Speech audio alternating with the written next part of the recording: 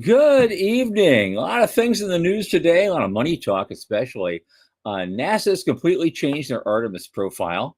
And as a part of that, Starship might not fly that first thing with Artemis 3. Illyria, we're going to figure out who they are. They raised a $1.3 billion valuation. That's huge. Intuitive Machines raised 175 million. ESA announces a 100 million euro convergence initiative.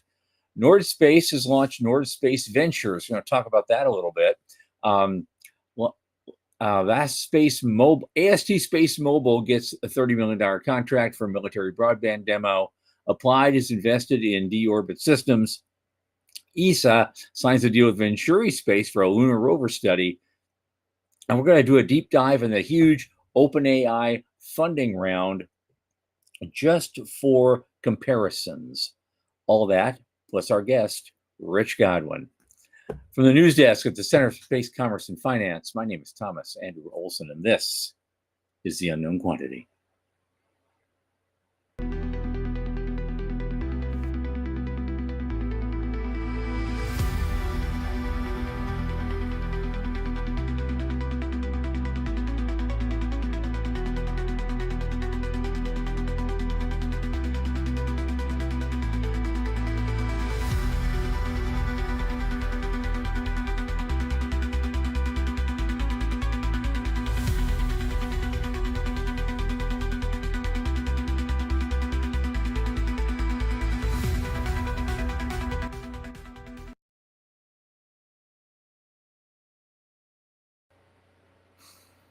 As you know, this program is brought to you by the Center for Space Commerce and Finance. And what do? We champion and strengthen emerging space startups and space-adjacent enterprises worldwide.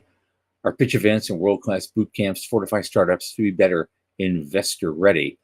A lot of our work, especially this podcast, is supported by listeners and fans like you.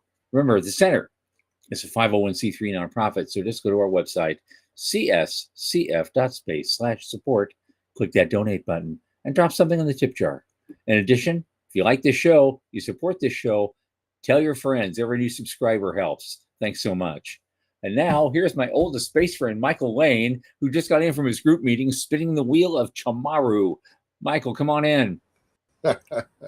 Howdy. How's things? Good. We're back. We're back. What's going on? What's going on with me? Oh, God. Well, I've still got a house guest. And that's a lot of fun. He brought his guitar, so we've actually been making our fingers bleed. It's nice. A lot of fun. Yeah. Yeah. Is that for your birthday? Happy birthday this week, by the way. Oh, thanks. It was the 27th. So yeah. I haven't seen you since then. So yep. Happy birthday. Yep. Thanks. It was a fun time. It was a good time. My best buddy, for like 48 years was here. Yeah. So it's we had a lot to catch up on. Awesome. Very good. He's taking a winter break from Ohio. He lives up there. They've just been battered by stuff. Oh, right. This is the first time I felt warm in weeks and weeks. Good times. Very good. Cool. Okay. Let's get to it. What do we got? Where are we at? Oh, my God. No, what do we got? What do we got? Oh, you want to just skip right to it? Okay. That's fine with me. That's great. Well, here's the big news. It's all over the place. Everywhere I go in my list, this is the thing is just going on and on and on. NASA has completely revamped everything about the next Artemis flight. Right. And now it's just going to be an orbital mission testing out stuff. And now they're saying Artemis 3, that is. Artemis 2 is going when it's going, whenever it's going. Artemis 3 will be next year, and it's just going to test out new systems in orbit, apparently. And then it's what the ambition has been shifted to 2028, when they say we're going to fly 2 Artemis missions. One we were expecting, the other we were not expecting. So there goes another $4 billion, and they're both going to land on the moon. They're both going to land on the moon. And so I guess Artemis 3, they're not just going to, just test systems in orbit. They hopefully, if the 2 the test lunar landers are ready, they want to test those in orbit alongside them. but which is fine. But then the next article pops up. It says a Starship might not be in that mix. Yeah. And so I don't know what's going on. And it raises a question in my head, which I'm going to bring up later when our guest comes on, because I want to get his take on it as well as yours. Sure. It's going to be, we have to be controversial on this show once in a while. So I'm saving it for everybody. Okay. All right. Okay. I'm interested. I think this is going to be a really interesting decision. The ripple effects are going to be awesome. So we'll see how. I have some more to say, but we'll wait until good. Because that's going to be a great leadoff conversation. Then we're going to go through, with all the stuff that our guest has been doing lately, which is amazing stuff. Now, have you heard of this country called Illyria? Yeah. So, I've heard the name, and I'm just going to read directly from the article because it tells more, right? Yep. Illyria, spun out of Google's parent Alphabet 4 years ago, says its space-time platform can coordinate those links in real time, communication links in real time. I really don't know that much about it. Google has been running their moonshot program for years. The GLXP, Google Lunar X Prize, came out of it. Some of their Google Earth stuff and Google Moon stuff came out of it. So they've been running space-related stuff for, I don't know, nearly 20 years. Rumor has it they had a Earth elevator, space elevator that was evaluated through their moonshot program. But yeah, I don't know what this is. This is news to me. We were watching their Loon program, their internet via high altitude balloons program a long time ago. That got shut down because it was kind of impractical. But no, this thing is new to me. I don't know anything about this, Illyria. Yeah. 100 million funding on February 3rd that values the California venture at $1.3 billion. Yeah, that's just okay. Yeah. Okay. Great. Good for you guys. Great. Now, what are you going to do? What are you going to do? Deployment of laser terminals and software for dynamically routing data across space, air, and ground networks. Yeah. So, it's another router company. Cool. Good. The world needs more of those, I'm sure. But yeah, it's kind of wild to have, billion-dollar organizations just, grow fully formed from the head of Zeus. Yeah, it's wild. Yeah, I get it. Compare that, though, with Intuitive Machines. Yeah. Now, we know what they do, and they do a lot of stuff. And they've raised another $175 million in a stock sale. Love those guys. Love everything about them. Yep. They sold shares to a group led by unnamed global institutional investors. Okay. And the transaction closed on my birthday. Well, they didn't send me any shares. I should have gotten a present. Come on. Right. They used the new capital to support revenue expansion and investment in technologies to advance communications and data processing networks. And so, and we'll use the capabilities of Lanteris, formerly Maxar. These guys just can't keep their names straight. But Intuitive Machines acquired them in an $800 million deal announced in November. Maybe that's why they had to raise the 175. Right. But communication services for missions on and around the moon. And they already have this is why. They have a NASA contract to provide those services, which is worth $4.8 billion over 10 years. Good on them. Wow. Yeah.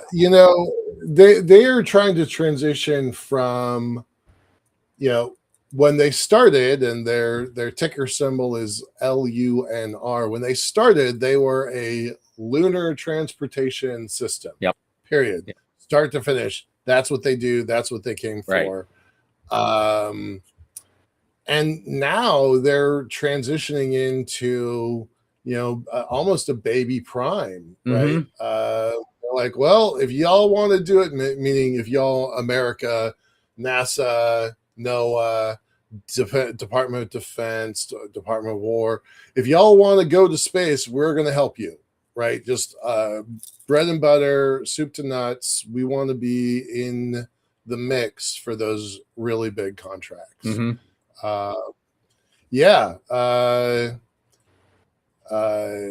It's an interesting company. Reddit had a lot to say about this, so if anybody wants to go follow some of the articles in Reddit, they're pretty interesting.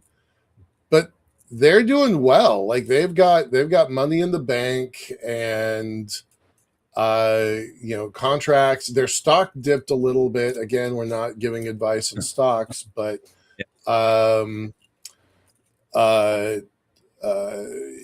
people are buying it right now because it fell a little on this news, and they're thinking that's stupid. We should have more. Yeah. So I get it. Jason's here tonight. He's saying pivot, pivot, pivot, pivot. That's kind of what they're doing, and just keep racking up some more revenue and other things while you're pivoting, I guess. But I just want to say hi here. Jason's here. Veronica Ann is here. Morty's here. Hey, y'all. And probably a bunch of other folks that don't identify themselves. Hi to you. Welcome. Thanks, everybody, for being here. Yep. That acquisition and that M&A stuff, I mean, it's really real. We've seen it with Voyager has done it. Redwire has done it. There's a lot of small companies with really interesting capabilities. So a lot of these folks are coming out. That's what the Lanteris, used to be Maxar, acquisition was, right? It's not just about getting a technology. It's also about getting a hiring spree. And it's a hell of a lot easier to pick up, 4 or 8 or a dozen or 25 engineers all at once, because this industry is starting to get really complicated to hire in. It might take months to get to hire somebody, but if you have the spare cash and you've got the ability, it's pretty easy to just go in and buy a ready-made company that already has contracts and revenue. Sean was right when he said M&A is a strategic exit or a strategic hedge. He's got a point about that, and I would just add to that M&A is also one of the more popular exits that we see and have seen over years and years in this industry. So, although IPO seems to be poised to making a strong comeback this year. We'll see. I have less. I know that it's happening. IPOs are definitely happening, and SPACs are back, according to you and Sean. I have less confidence in the IPO route. I do, and we're going to talk about that towards the end of our news stuff. But it's fascinating. Absolutely. So what else we got? ESA announced 100 million euros in funding yesterday for projects promising to accelerate the convergence of satellite and terrestrial communications. And there's probably a lot built in that. It's not real sexy, but it's satellite's a big industry. I'll be going to that conference about 3 weeks from yesterday. And and so I'll probably hear a lot more about that while I'm there, I'm sure. And so that's huge. And they're coming in. Oh, Dallas is here. Hey, Dallas. He says, what about the Reflect Orbital story in today's Washington Post Health and Science section? Think Kraft Eric's Luneta Soletta. That's going back. You got to be a real history space nerd to remember that one. I haven't seen the Reflect Orbital story this morning. I read Washington Post Health and Science, but I kind of get the gist of what you're talking about. They wanted I presume they want to put in a some sort of a soletta type thing to reflect sunlight away from the Earth and cool it off. I've not heard about Nope. that. I mean, we've talked about reflect orbital a couple times. Yeah, I'll look it up. We'll maybe have something to say about them on Thursday. Yeah. Okay. Yeah, right. Michael is stunned. Like, yeah, I don't know what you're talking about. Yeah, sure, yeah. I'll own it. Yeah. And so, but here's a fun one. I saw this big announcement. I've seen it a few days ago. Nord Space has launched something called Nord Space Ventures. And they've already made a strategic investment in Wyvern to accelerate Canadian sovereign space capability. So this is something that's starting to pick up all around, because ESO wants more independent capability, and now Canada's going in there and say, yeah, we want to do some sovereignty related stuff as well. And Raoul Gols actually said North Space Ventures exists because Canadian sovereignty requires Canadian capital. We're not just building rockets, we're building ecosystems that will ensure Canada controls its own future in space. Love that. I'm looking through this. I'm trying to figure out what kind of money they're bringing to bear. And they're talking about Wyvern. They're talking about Nord Space. I'm not seeing. Yeah, it's not in there. Yeah, they're not. They don't. That's what I thought. I didn't miss it. There's just it should be, because usually you start a fund, you seed it with something. Right. And especially, I know the rules in this country. If you start a fund, you have to seed it with your own capital. So, right. There's a lot of ways we can define that, of course, but even so. So I've lived in Canada twice for a year. Twice, 2 times for a year each. Once in Montreal and once in Vancouver. And I tried starting a fund in 2010 in Canada. And what everybody told me back then was, that's insane. Only happens in America. Forget that. But they also said, we don't invest the way y'all do. Like, we don't have our own NASDAQ. We don't have our own Silicon Valley. What we have is, we're really into commodities futures, wheat and cattle from the Great Plains, timber and lumber and oil. And they're like, you guys, you Yanks with your crazy ideas, forget that. We're not going to do that. So they utterly shut me down in Canada, in Vancouver in 2010. So it's a little refreshing to see this come out and say, oh no, actually, that's a really good idea. Oh, and maybe those Yanks aren't so crazy after all. Maybe those Yanks aren't quite so crazy. Yeah, because they built a $630 billion industry out of it. But okay. Yeah. Hey, Wes, thanks for coming. I hope you're still here. He's switching over to the LinkedIn feed, so I don't know if that means you're dropping off of our channel, but nice to see you, buddy. But yeah, we're getting a lot of folks tonight. Yes, the other night we didn't really have too many people, and now it's like everybody's flooding in. So this is great. Love to see it. Love to see it. Okay, more money. AST Space Mobile won a $30 million contract for a military broadband demo. They wanted to see if it's so we're back to this, and Walt would have a field day with this. They're demonstrating a space-based cellular broadband network to see if that can connect directly with military communications devices. Okay, this is more cell tower in the sky stuff. Yep. Okay. Yep.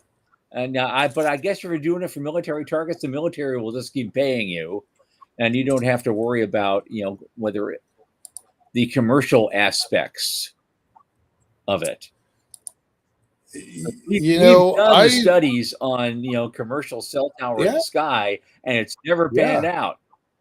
It's never you just don't make enough to make it worth getting up in the morning. Well, you say that, but then SpaceX's Starlink is looking to connect, quote, hundreds of millions of not 5G but 4G phones in remote areas. And then this contract for AST, I mean, I swear to God, this has got to be a direct result of Starlink turning off the Russian dishes, 2 weeks ago, right? The SpaceX has their own military grade system. It's called Starguard. And I don't think folks want to be dependent on SpaceX for that. So I bet you, I think it's just the opposite, Tom. I think you're going to see more and more contracts. We may see them, but that's what I'm saying is those contracts are for people. They're not for consumer or cellular customers. They're for people like the military who can afford to keep throwing money at them to do that, whether it's actually makes economic sense or not. And of course, governments do that all the time and have for decades. So that's all I was saying about that. But as a commercial service, cell tower, we tried to talk to the Saudis to try to build something for Avialto over there, and all they wanted was cell tower in the sky. And we did the numbers. This is not going to pay you. We're doing Wi-Fi, broadband, and mobile backhaul. That will pay you. But just a little cell thing, that's not going to pay you very much. It's not going to be sustainable for you. And so it's not worth it to us to do either. But who knows? I mean, but for big guys like that, want to pay somebody to do that for them, and they don't care if they make money or not. They just want the contract and bring in the cash. Okay, sure, that model can work. Absolutely. Well, and AST as a publicly traded company needs to swing for those fences, right? They have a different kind of shareholder requirement, so they have to go after that stuff. Right. Just very quickly before we go to our guest, Applied Aerospace and Defense announced its acquisition of Vestigo Aerospace, known for its innovative product line of Spinnaker deorbit systems. And that's a kind of a cool image to show how that works. It's a different kind of model than our guest the other night showed us. Yeah, but I'm glad to see some competition in this space, and they're taking space junk and deorbiting very seriously, and I am always in favor of this. I want to see more of this. Yeah. And of course, ESA then signed a contract with Vingeri Space to do yet another study related to future lunar rover technologies. That's like the third contract I've seen with ESA and other places to do lunar rover studies just in the last week or two. So, which was kind of cool. They don't mention did they mention a number? I'm looking at this. This is dated the 24th. That's all. It's a pretty badass picture. I mean, I gotta say, I'm kind of digging the rovers. Yep, literally. That looks like a grown up car like that. I was pretty surprised by that. Absolutely, but I've not seen him mention a number. So okay. Here's I think this is it. Yeah, this is it. The next one, this final one. Just before we go to our guest, we got 2 minutes. You brought this up, Michael, so you can take the lead on this. These are the eye-popping charts, put OpenAI's record funding round in perspective, and I think that's important for our industry as well. Yeah. Here we are. We love our sector. We're so happy. We're over $600 billion a year in revenues. We're like, look at us. We're pretty neat. We're changing the future. And in one transaction on Friday, OpenAI pulls in $110 billion. $110 billion. Here we are, Tom and Sean are kind of like tracking all the articles that we post on this show, and we're keeping kind of a running tally. And it's several billion dollars so far this year, and we're pretty happy about that. But OpenAI pulled in $110 billion in a single transaction. Well, that first chart is actually rather that bar chart showing the largest U.S. venture capital deals ever. $1 Right. There's like 9 of them. 3 of them are OpenAI.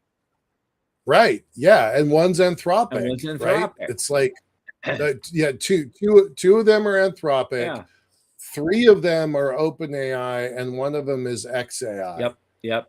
The biggest venture capital deals ever. Uh-huh. It's like, it's hard to imagine. And then you scroll down to the largest IPOs of all time, Saudi Aramco, 25 billion. So the biggest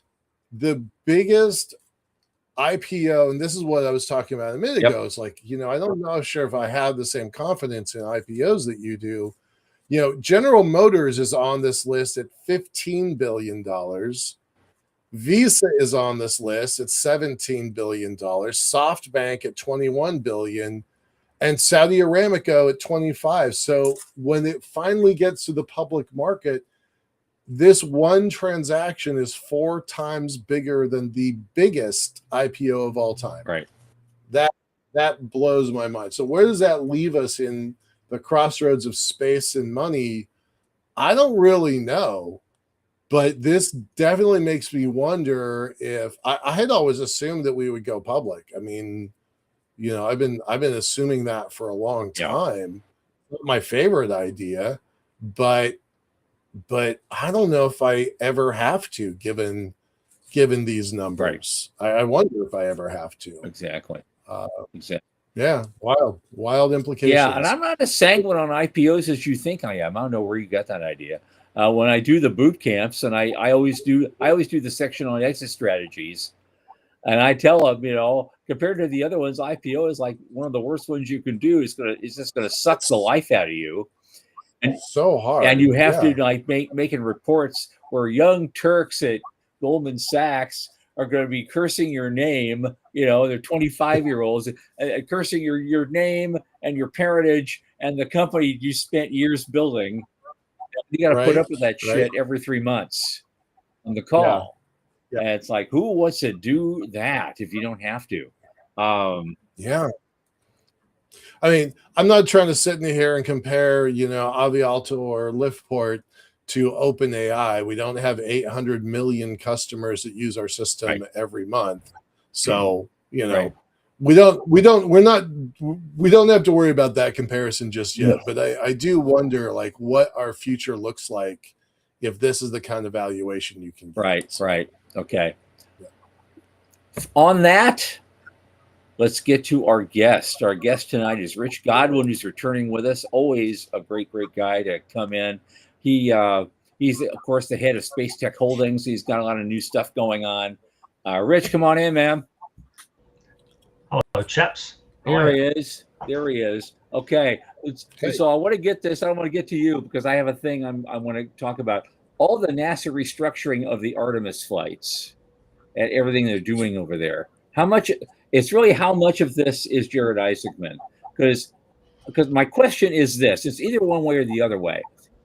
Is it time, after all this screwing around, is it time to unleash Jared Isaacman, or conversely, is this what unleashing Jared Isaacman actually looks like? I think after watching his certification, when he was nominated, the hearings, he's between a rock and a hard place. He's got a job to do. He's got a deliverable. He's got a goal. He's got a mission. But then he's got all the leash, if you like, of the politics. And the fact is that it doesn't matter what the president might say is the goal of the National Space Program. You've still got all those guys in the districts, and the congressmen and the senators are all saying, hey, don't forget, we have a say in this, and I want money coming to my district, whether it's Marshall or whether it's Utah or whatever. And so he's still stuck with that heritage welfare state, if you like. And I don't think he's got much movement there. He's going to have to do a really tight balancing act. But I think after seeing what happened with commercial cargo and commercial crew, everybody knows that commercial works if it's real commercial. I'm not talking about cost plus. I'm talking about fixed price. I don't know if the heritage companies can deal with fixed price. I mean, you look at what's been going on, it's like, I don't know if these guys can do it. It's not their way of doing things. So I don't think for much longer they'll be taking fixed price contracts or, cost plus contracts. Right. Price. Which is kind of interesting because there was an article I read. I didn't include it tonight. It was someone was advocating that some of the contracts that have already been signed by Musk could be taken away from them and given to ULA. Now that was stated by ULA's new chief lobbyist. Ready for this? Ready for this though? Jim Bridenstine. Okay. Yep. Jim's the new advertiser for ULA. Jim is the new rep for ULA. Yeah. I was pretty surprised. I like Jim. Yeah. I've met Jim many times. I really like Jim. I thought he did a great job as NASA administrator. I've since met him a few times. He's been always very candid, I think, in what he thought was possible. It wasn't just towing the party line. He looked at the possibilities of how to do things.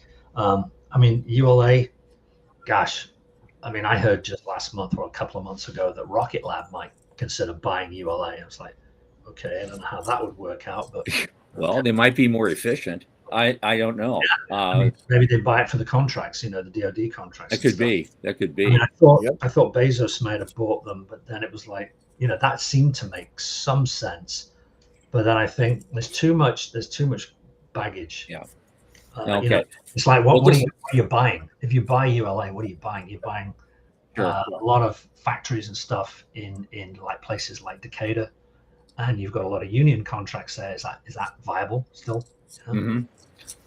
So let's move on to you, but I wanted just one more thing about Artemis. They've done all this revamping of Artemis. They're gonna do Artemis 2 is going in a month or maybe, and then Artemis 3 goes next year. In a month or maybe once they get it down. Right, but then they're gonna do supposedly 2 Artemis 4 and Artemis 5 in a single year.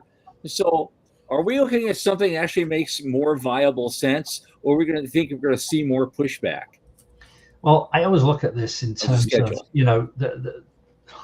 it's always crazy to see the reason we're doing this in Congress is because we've got to beat Chinese to the moon. We already did that almost 60 years ago. We already beat the Chinese to the moon. It's a question now is who gets to grab the high ground or, take place, set the rules, if you like. Yeah. And I think what Jared looks at is I think he's going to do a great job. I really do. He's looking at what we did before that was right. And we did Apollo 9. That made a huge amount of sense to, wring out all the bugs and stuff out of the system, out of the LEM system. Okay, by the time that LEM flew, the Eagle was not ready. We didn't have a lunar module that was lightweight enough to handle the landing. So either that or Apollo 10. So, being a history buff on that stuff, I think the idea of doing a full-up rehearsal close to home, where and I'm not sure what else are they going to do. Refueling on orbit? Okay, great, that'd be fantastic. Are they going to fly Blue Origin? Are they going to dock with SpaceX HLS and with Blue Origin? Mix and match. What's it going to do? I'm sure it's going to be pretty exciting. Yeah, and Dallas just said in the article he read, NASA will be increasing SLH launch frequency to 1 every 10 months at a minimum of $4 billion a pop. That's a lot of money. How sustainable is that? Okay, you increase your launch frequency, but how far are you really going? Well, they're going to keep running freight trains out west, and after everybody else is flying. And they're still going to be running freight trains, and people are going to be flying past them at 500 miles an hour, and they're still doing 30. That is true. That is the absolute truth of every time. And the government has been involved in transportation systems almost since its founding, and then hung on to them too long. It started with the Erie Canal, and they were still running that thing and paying for it long after they started building railroads. Yeah. So it's the same thing. It's gone on for 2 centuries plus. So it's I guess. They don't learn. I don't know. It's a quandary. I think that I'd be really interested to see what Blue does. I would like to see their launch cadence go up. I think that that last flight of New Glenn was awesome. I mean, the way they stuck that booster landing was really something to watch. Brilliant. And nailed it right on the center of the barge target. I would like to see that, and obviously, I'm really interested to see what Starship does next. What's Ship going to do? Hopefully, very soon. Let's get to you. I know you got some new stuff in the pipeline. You're doing some interesting things, and we'll get to Doug's statement question in a second. But I want to hear about you, Rich. What's going on? So, Space Technology Holdings is motoring ahead. Our flagship company is Illuma Power up in Canada, and you were saying before, Michael, about how it's difficult to handle VC up there, and it is a different ecosystem than it is in the States. You'll find that valuations in the States are usually twice what they might be in Canada, so you still do have to come here a lot for the money. But we've had so much assistance from the Canadian government, the BDC Bank, and our partners, Martin Rare, who's a $5 billion Toronto company in an OEM to Detroit. And I mean, these people have been so behind us right from the start. So we're getting to a point now where we are getting our first orders in from military and utility companies. We do have several hyperscalers, AI hyperscalers, who've been to our plant, seen our operation, very impressed, have said, okay, build as a prototype. So we are currently going to build that prototype. You got to back up and tell our new listeners, because it's been a while since we've been on the show and our audience has grown. Give us a background a little bit. Well, who are you? What is Illuma Power? Because I know and Tom knows, but I want to make sure everybody else knows. This is just a disc of plain old aluminum, or as I call it, aluminium. I could make a saucepan out of this, or beer cans, right? It's just a plain old disc, but that is our fuel. That aluminum holds more energy density than diesel, but you've got to know how to get that energy out, because you have to put so much energy to make aluminum in the first place, and it's still sitting in there. And you just have to be able to get it out and control how you get it out. And we've figured out how to do that. Aluminum air batteries have been around for a long time. Ours is now an aluminum galvanic generator. So those discs go into the generator. They are the fuel. It's not like they get recharged, they get consumed. Right. And what's left at the end is a thin sheet, kind of a little bit thicker than aluminum foil. But when it goes down to that, just before it starts to flap, because it's rotating, it tells us, we take that out, we put a new one in. It takes 60 seconds to refuel it. And so if you think about it, in the AI, we're talking about building backup power generation for AI centers, and that's a massive project. They use the grid. Obviously, grid is messy, it fluctuates. Grid's messy. You have lithium ion backup batteries, and you might have all sorts of other backups behind the lithium. We trickle charge the lithium, so the power, the raw power comes from the lithium, but the energy density comes from us into either the lithium or into supercapacitors, and we're able to provide power for as long as you put those discs in. And there's not many. I'll tell you, if you think about it, zero emissions, so no carbon. Right. What can you do off grid that's like that? You've got hydro. Good luck. Good luck. If you're in Washington State, that's a good plan. But anywhere else, got to dam a river or something like that. Yep. You've got nuclear. I love nukes, but you've got a lot of regulatory to deal with, even with the SMRs and the MMRs coming online. Geothermal, yay! When I love the whole idea of geothermal, but it's not ready unless you're in Iceland. So hydrogen, good luck with that infrastructure. You can't contain it for any length of time. And then you got us. Yeah. We can provide firm dispatchable energy for as long as you keep putting those discs in. And so, I don't want to say it's base load, but it's firm and it's dispatchable and it's available whenever you want it. So at high energy levels. Brilliant. So that is a game changer, I think. We've got a huge amount of interest in that. We're just going into our Series B in Q4 this year. So, really excited about that. And STH and ShareTech, our Canadian partners, were the two companies that started that company. So, yeah. How Okay, much so what's knowledge? Oh, go ahead, John. what's your first viable product that you're actually putting out right now using that system? Is it going to be something for a retrofit for an electric car, or what is it? No, I don't think so. Not on the transport yet. I think we have to miniaturize everything. It's easier for us to build big at the moment.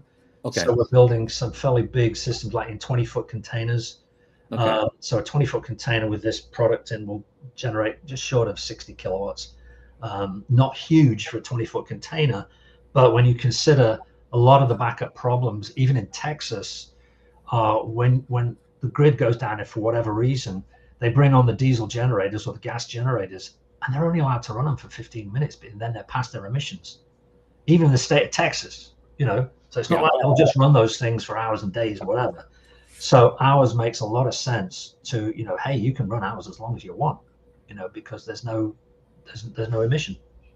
So it's something you can then put in let's say a shipping container, put it in the back of a truck, go out into the boonies with it, and use it as a generator, basically. Yep. Okay. I mean, eventually, will we be able to do it in cars? I absolutely believe so. I think we'll do possibly marine next. We've got a really good way of doing it for marine. Electric aviation, TBD. I think we have the energy density to do it, but we've got a ways to go with the cathodes and the electrolyte to be able to get to that. But I think we could provide long duration, enough power for electric long distance aircraft, not just little VTOLs take you downtown. So what does that mean in specifics? Dallas asks good questions. How much energy is going to come out of one disk in your energy density equation, and how long will a typical disk last? And then what you're building now? On a kilograms or watt hours per kilogram, that everybody always quotes, they go, watt hours per kilogram. They go, Elon will say, we got 2.76 kilowatts per kilogram. Yeah, that's cell. That's the cell. When you put the system on it, which is all the cooling and the wiring and everything, it's about 1.7, 1.8 watt hours per kilogram, right? Or watt hours per kilogram. Yeah. With ours at cell, we're getting 2,300 watt hours per kilogram, right? 23 kilowatt hours per kilogram. I keep getting mixed up with that. So we're getting huge amount of energy density out of the aluminum. The issue becomes when you take it through the system and you've got the electrolyte, you've got the cathode, you've got the air, then it comes down to about 500 watt hours per kilogram. So that's still almost, more than 3 times what lithium ion is doing at its peak. Good. So, but here's the difference. If you look at our aluminum compared to, say, our aluminum air compared to, say, a lithium ion, it's the difference between energy density and energy per kilowatt hour or per kilogram and power. And the difference is, if you've got a glass of milk and you've got a gallon of milk, ours being the gallon of milk, with the glass of milk, you get power. You turn it upside down, boom, it's all gone. Power, pedal to the metal. Ours, you turn it upside down, it goes glug, glug, glug, glug, glug. A lot more energy, just takes longer, and so you don't have as much oomph on the power. The specific power we're working on, we're getting there, but it's still an issue that we have to process engineer out of it. So that is something. So I guess we're pretty far away from nano-sizing it for CubeSats, as Veronica suggests. Well, it's funny you should say that, because I was just talking to the guys at Intuitive at SpaceCom when you and I were there, Tom, and we're talking about this system. And Dallas asked the question, how long does the disk last? It lasts dependent on how thick the disk is. The thicker the disk, the longer it lasts. So, I mean, it's all down to the reaction, the amount of energy you get out is how many square centimeters you react in the electrolyte. So the bigger the disk, you get pi r squared. But also, if you want long duration, you just make a thick disc. I mean, this is a thin disc. This will last a day, right? A thick disc will we estimate will last up to 2 weeks. Well, okay, I'm still a little bit lost on the that thin disc that you have that would last a day. How many kilowatt hours can you get out of it? Turn the jug upside down. Total energy. How much can you get out of that disc? Like I said, about 500 watt hours per kilogram. 500. Well, how much does it weigh then? How much is that? This weighs. God, does it weigh a kilogram? Yeah, this probably weighs a kilogram. All right, so 500 watts. You can get 500 watts out of that. Yeah. Okay. For a day. For a day.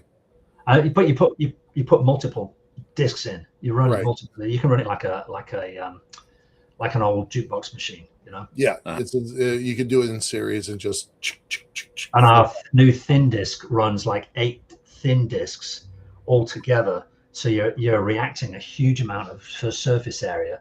So you are getting a lot of power out of that. Yeah. Yep. We're working on one which is like a big suitcase right now for the military, and that will put out in the size of a big suitcase.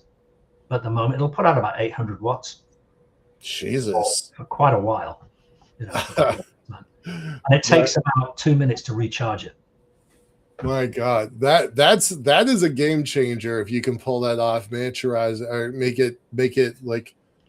Remember the old luggables we always carried around, the computers that were the size of a suitcase? A standard jarhead is kitted out with 15 pounds worth of electronics and batteries. Yep.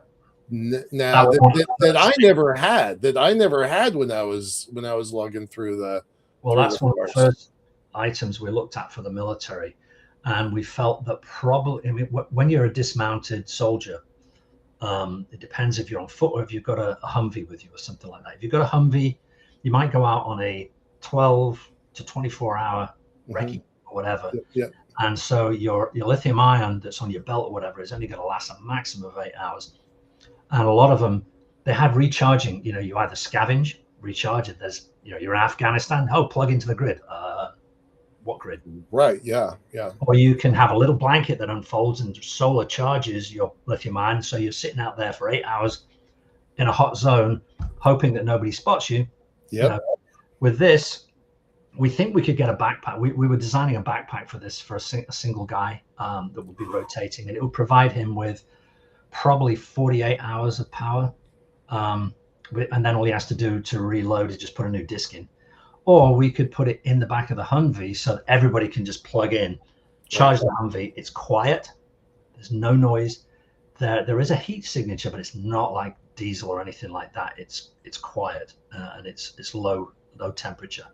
So to put that in the back of a Humvee for dismounted soldiers just to plug back in, I think that'll be a major product for us at some point.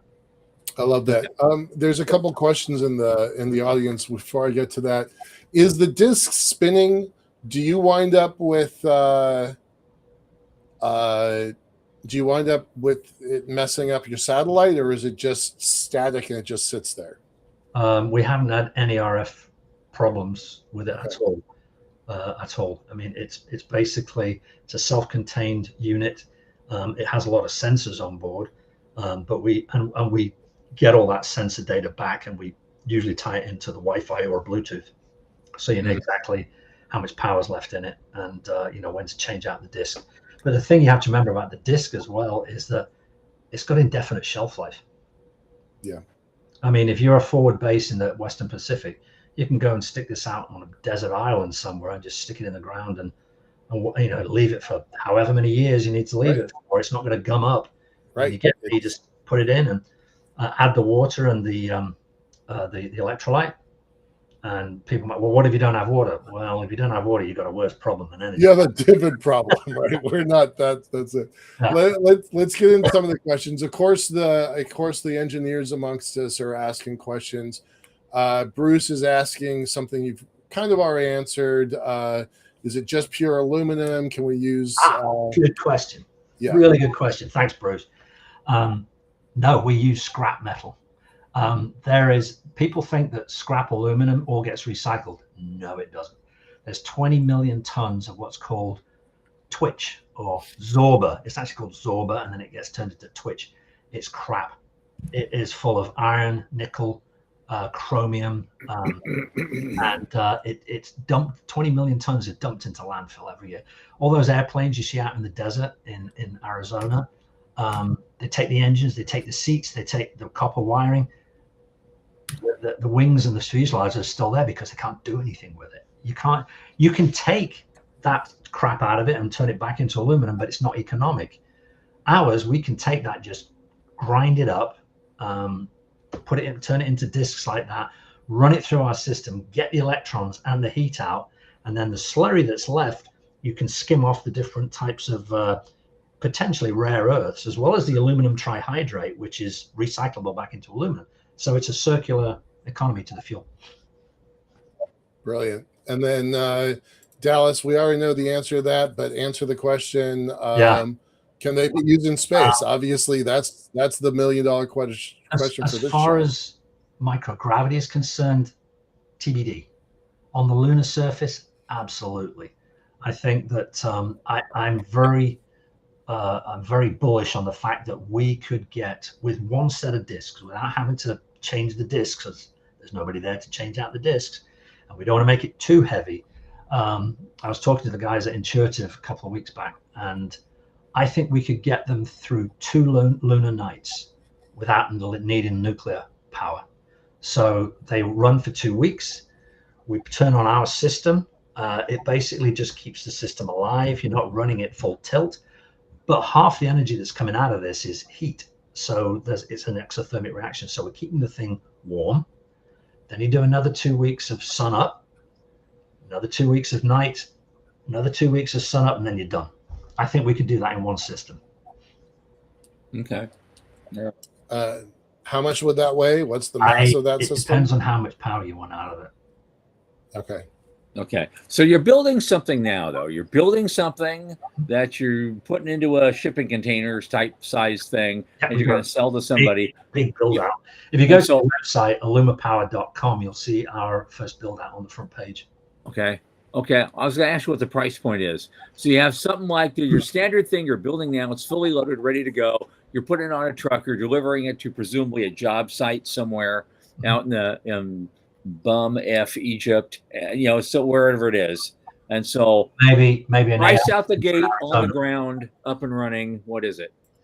I mean, we're talking about a prototype right now, so it's not cheap at the moment, but at scale, we know we can get the capex down very well, because most of the system's going to be injection molded plastic, because you can't run our electrolytes inside most metals. It will dissolve them. Sure. So you put it in plastic.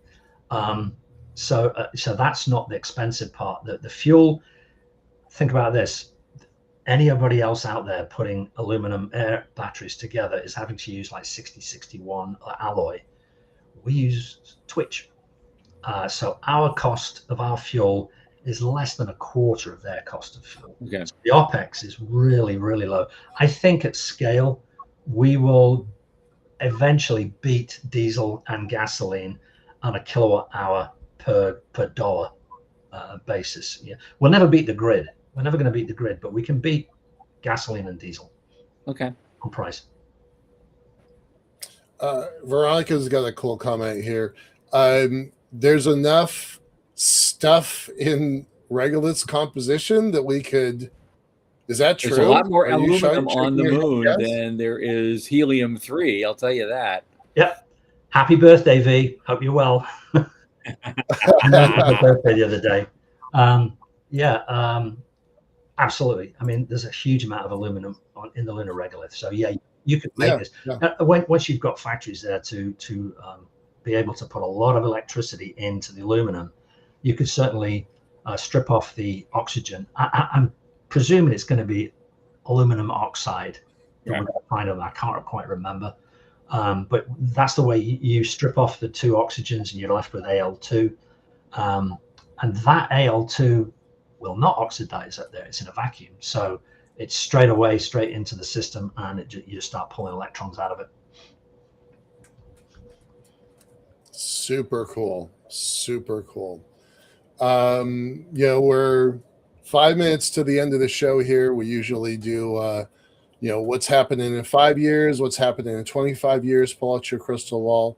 But, is there anything else you want to talk about before we wrap up? Basically, the other stuff we're doing, we've got an ag tech company, which we're just going to set our first plant up in Florida. We've had some amazing results. It was a product that's designed to grow food in space, Moon, Mars, and beyond, but it works really well on this planet. We've been testing it in California.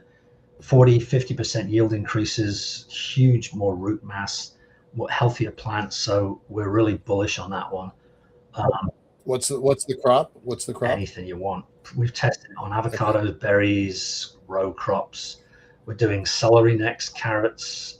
We've done, blueberries, strawberries, raspberries, you name it, potatoes, corn. We've done corn. So is it a replacement for potash? No, but what we've been able to do with this is we've been able to dial back NPK by up to 25%, which is where most of the runoff cost comes. And ours is just a spritz.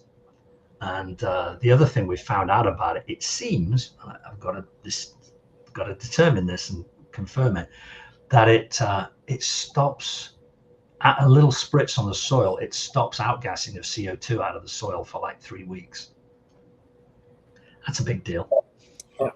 Yeah, that's a big deal. What's the word I'm looking for? It keeps it in the soil so it can be used in the plants as carbon instead of being emitted as carbon dioxide. It's a big deal. The last one, we've got a radiation shielding company working on that. We're just doing a deal with the University of Florida to start making our beta materials. We did our alpha materials, put them through the beam line at Brookhaven last year. That came out really well. So we're now doing our beta materials. And then this agricultural tech stuff has a medical component to it. That's separate to STH, but we're working on that. And that is really, really exciting. A lot of stuff, a lot going on. Yeah, love that. Yeah, we spend a lot of the time talking about aluminum power because that's kind of your flagship, but the other technologies are powerful and useful, and we should probably bring it back to talk about the other tech. What does your crystal ball look like? Usually we talk about 5 years and 25 years out, but honestly, tell me what you think about 2026. I mean, I don't know what's happening this year. There's a video that went up yesterday on YouTube that was the top 15 technologies judged by MIT in 2026. And I watched it and I thought, wow, we're into 3 of those. One is aluminum energy. Another is commercial space stations. And through Starbridge, we were the first VC into Axiom. And then there was another one, I can't remember what it was, but we're into 3 of those technologies that MIT just said these. And I think that AI, we always talk in AI. In Canada, we just say A. I think that it's going to be, it's how you use it. I think it's going to have very positive and some negative. A lot of white collar jobs are going to go. But I think if you're not using AI, get on it. And my preference is Claude at the moment. I use chat a lot. I use Gemini. I use Copilot. Claude is really very special. It's amazing. Yeah, it is. Yep. Okay. All right. Ready. Last minute. What does 25 years look like? What are we looking at? We've got a website through Starbridge called the Integrated Space Plan. I need to put that up sometime. I'll give it to you guys. We've done this complete look at what we think the space is going to be doing in the next 75 years, and put it into silos to see, in all the different technologies. I think we're definitely going to be on the moon. I think the whole concept of AI on orbit, I get it. I think there's problems, or not problems, there are issues that are going to have to be addressed. One is radiation. Hey, got radiation shielding. Another one is heat transfer. Everyone thinks space is cold, so the heat will just go away. And no, You're still going to need liquids, and then backhaul, getting it down. Tom and I have spoken about that a lot. And we've had some ideas about how to get that backhaul down, and it's going to have to be optical. It's definitely going to have to be. It's not going to work with RF. Right. It's not. It just isn't. We'll get there. We'll get there to a lot of places. And on that, Rich, we have to say goodbye, but we're going to bring it back again very soon. My God, serial entrepreneur, investor, Renaissance man. Oh, absolutely. This was Saturday night. Very cool. Okay. Thanks, Rich, for being here, and we'll see you in a minute. Anytime, guys. Okay, we have a guest lined up for Thursday, I think, but they haven't confirmed yet. So we'll get that notice out as soon as we do get a confirmation. Otherwise, there'll be lots and lots of news that we haven't been able to cover yet, and the general hearsay, innuendo, and general tomfoolery. Either way, it's going to be a good show on Thursday, and I hope you'll continue to join us. For Michael Lane and Sean Key at the news desk at the Center for Space Commerce and Finance, I remain Thomas Andrew Olson. Keep watching the skies.